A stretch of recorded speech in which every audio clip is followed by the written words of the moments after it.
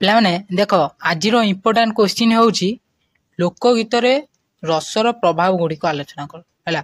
ଲୋକଗୀତରେ ଯେଉଁ ରସର ତାର ପ୍ରଭାବ ଗୁଡ଼ିକ କ'ଣ କ'ଣ ରହିଛି ତାହା ଆଲୋଚନା କର। ଏଇଟା ଆପଣମାନଙ୍କର ଗୋଟେ ଇମ୍ପୋର୍ଟାଣ୍ଟ କ୍ୱେଶ୍ଚିନ୍। ଏବେଠାରୁ କ'ଣ ଚିହ୍ନ ମାରି ରଖ ହେଲା, ଯାହାଫଳରେ କି ତମର ଏକ୍ଜାମରେ ଆସିବାର ବହୁତ ଚାନ୍ସ ଅଛି ହେଲା କି। ଦେଖ ପ୍ରଥମେ ଦେଖ ଲୋକଗୀତ ଗୁଡ଼ିକ ହେଉଛି କ'ଣ ବା ଲୋକ ସଂସ୍କୃତିର ହେଲା। ସମସ୍ତେ ବୁଝିଥିବ ଲୋକଗୀତ କ'ଣ, ଆଉ ଯଦି ବି ଲୋକଗୀତ କ'ଣ କାହାକୁ କୁହାଯାଏ ଯଦି ବି ତମେ ବୁଝିନ ତାହେଲେ ତମେ କ'ଣ ପ୍ଲେ ଲିଷ୍ଟରେ ଯାଇକିନି ବି ମଧ୍ୟ ଦେଖିପାରିବ, ବୁଝିପାରିଲ। ଆଚ୍ଛା ତମର ଦେଖ ମେନ୍ ଇମ୍ପୋର୍ଟାଣ୍ଟ କ୍ୱେଶ୍ଚିନ୍, ଲୋକଗୀତ ଗୁଡ଼ିକ ମଧ୍ୟରେ ନାରୀମାନଙ୍କ ଦ୍ୱାରା ଅଧିକ ଗୀତ ଆବୃତ ହୋଇଥାଏ। କାହା ମଧ୍ୟରେ? ନାରୀମାନଙ୍କ ଦ୍ୱାରା ଅଧିକ ଗୀତ କ'ଣ ଆବୃତ ହୋଇଥାଏ। ଓଡ଼ିଆରେ ନାରୀର ସୁଖ ଦୁଃଖ ଏବଂ ହସ କାନ୍ଦକୁ ନେଇ ଗୀତ ହିଁ ମାଧ୍ୟମ ଦେଖିବାକୁ ମିଳିଥାଏ। ଅଧିକ କ'ଣ ହସ କାନ୍ଦ ଦୁଃଖମୟ ଏଇଗୁଡ଼ାକୁ ହିଁ ଦେଖିବାକୁ ମିଳିଥାଏ, ମନେ ରହିଲା। ଆଚ୍ଛା ତାପରେ ଦେଖ ଏଇ ମଧ୍ୟରୁ ଏଇ ଯେଉଁ ଗୀତ ଗୁଡ଼ିକ ମଧ୍ୟରୁ କ'ଣ ନାରୀର ନିର୍ଯାତନାକୁ କେନ୍ଦ୍ର କରି ମଧ୍ୟ ରଚିତ ସେଗୁଡ଼ିକ କରୁଣ ରସର ପ୍ରାଧାନ୍ୟକୁ ଲକ୍ଷ୍ୟ କର। ମାନେ କ'ଣ ସେ ଯେଉଁ ହସକାନ୍ଦ ଗୀତ ଗୁଡ଼ିକ ମଧ୍ୟରୁ ତାକୁ ନାରୀର ନିର୍ଯାତନାକୁ କ'ଣ କେନ୍ଦ୍ର କରିକିନି ତା କ'ଣ କରିଥାଏ ନା ଏହାକୁ ପ୍ରାଧାନ୍ୟକୁ ଲକ୍ଷ୍ୟ କରାଯାଇଥାଏ। ମାନେ ଏଇଗୁଡ଼ାକୁ ହିଁ କେନ୍ଦ୍ର କରିକିନି କରୁଣ ରସରେ ତାକୁ ଲକ୍ଷ୍ୟ ରଖାଯାଇଥାଏ ହେଲା କି। ତାପରେ ଓଡ଼ିଆ ପୁଅ ଦିନେ ବୀରତ୍ୱ ପାଇଁ ପ୍ରସିଦ୍ଧ ଲାଭ କରିଥିଲା। ବୀର ରସକୁ କେନ୍ଦ୍ର କରି ମଧ୍ୟ ଶ୍ରୀ ଚକ୍ରଧର ମହାପାତ୍ର କ'ଣ ବୀର ରସାତ୍ମକ ଯେଉଁ କେତେକ ବୀର ଗାଥା ସଂଗ୍ରହ କରିଛନ୍ତି ସେଗୁଡ଼ିକ ମଧ୍ୟରେ ପାଇକ କ'ଣ ଦାଣ୍ଡିଆ କି ହତିଆର ଜନ୍ମ କଥା, ଯାହା ସବୁ ଆମର ଯେଉଁ ବୀର ପାଇକ ପୁଅ ସବୁ ଥିଲେ, ବୁଝ ଭଲ ଭାବରେ ବୁଝ ଯେ ପାଇକ ପୁଅ ଯେତେକ ସବୁ ଥିଲେ ସେତେବେଳେ କ'ଣ ଆଗେ ବୀର ସୁରେନ୍ଦ୍ର ସାଏ ଆମର ତାଙ୍କୁ ସବୁ ଦେଖିକିନି ତାଙ୍କର କେତେକ ଗୀତ ସବୁ ସଂଗ୍ରହ କରାଯାଇଛି ହେଲା।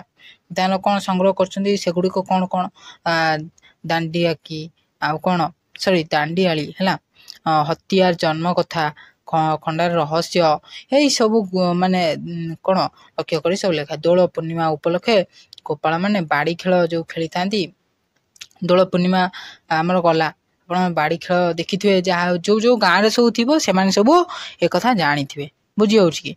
ସେ ସମୟରେ ଯେଉଁ ବୋଲା ଯାଉଥିବା ଗୀତ, ବୁଝିପାରିଲ କ'ଣ ସେ ଗୀତଟା ଯେତେବେଳେ ଆମର କ'ଣ ତ ସେ କାଠି ଯେଉଁ ବାଡ଼ାନ୍ତି ସେଇମାନଙ୍କର ଗୀତ ସଙ୍ଗୀତ ମନରେ ସେଇ ସବୁ ଗୀତ ହିଁ ଲେଖା ହୋଇଥାଏ ହେଲା।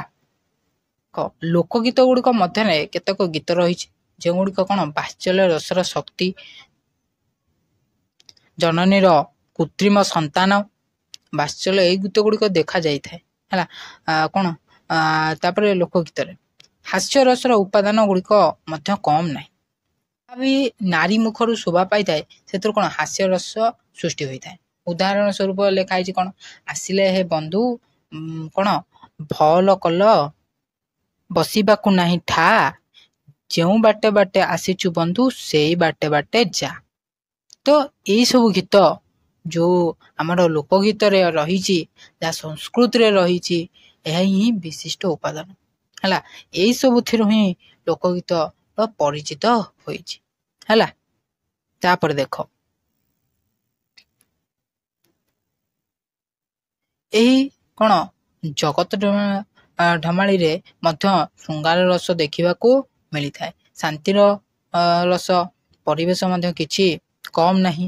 ମାତ୍ର ଲୋକଗୀତ ଗୁଡ଼ିକରେ ଅଦ୍ଭୁତ ରସ କ'ଣ ଭୟାନକ ରସ ଏବଂ ବିଭତ୍ସ ରସର ପରିବେଷଣ ଲୋକଗୀତ ଗୁଡ଼ିକରେ ଦେଖିବାକୁ ମିଳେ ନାହିଁ ହେଲା।